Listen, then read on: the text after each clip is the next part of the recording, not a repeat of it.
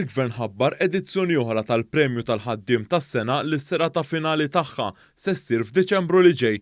Dan tħabbar mill-Ministru fl-Uffiċċju tal-Prim Ministru Carmelo Abela li qal kif kollox se jkun hemm 9 kategoriji miftuħa nominazzjonijiet. Dawn jinkludu il-ħaddiem tas-sena, it-tim tas-sena flimkien mal-iżjed kumpaniji sostenibbli fost oħrajn.